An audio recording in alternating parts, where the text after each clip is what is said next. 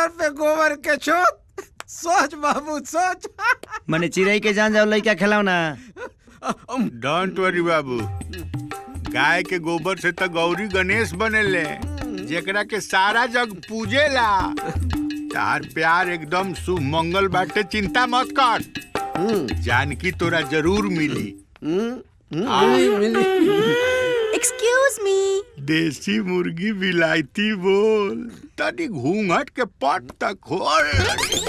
Touch मत करा, ना तहा टू मच कर दे।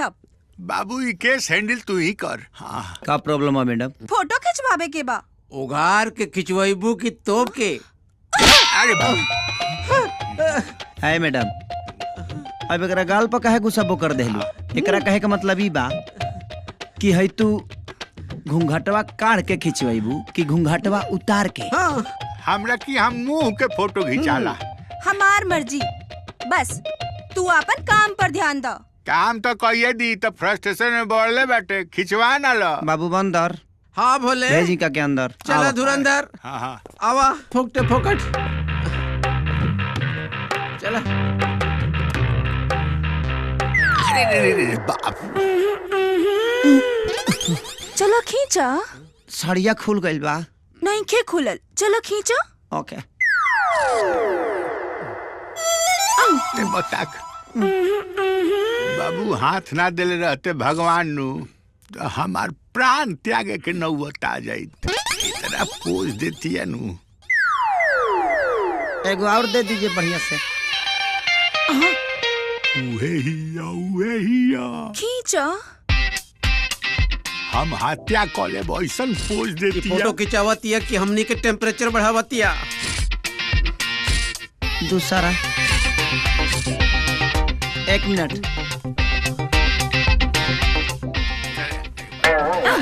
हम बाहर चल का बाबू। हाँ, मामा ठीक बढ़ा। हम बहुत अच्छा बाबू। चलो खींचा। हाँ हाँ खींच रहे हैं। बता कोने बहुत फेरा में पड़ गई बाबू। कुछ ना, तनी गर्मी होता पंखा बारे। अभी ना वो लगी केस।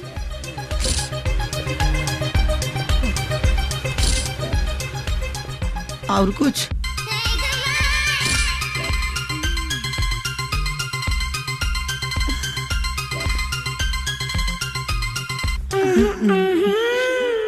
चिट्ठी देती है रे? ना चेक। एहमे हमरे घर के एड्रेस लिखल बा। फोटो तैयार हो जाई ता सांझे के पहुंचा दिया।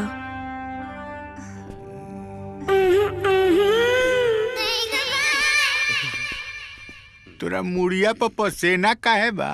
तहरा खानी डायबिटीज के रोगी थोड़ी होई। हमरो खाली मुँहे पर नहीं खे पसेना, बाकी धारा फोटो साफ करा के भेजवा दी। हम ना जाए बोल। एगो बात कही बाबू। का? हमारी एगो कहना मान लो बाबू।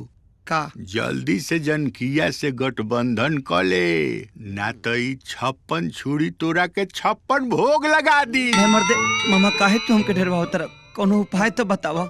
हमरा लगे एगो बहुत भारी का धांसू आइडिया बा। बोल दे। है ना आवा। अच्छा।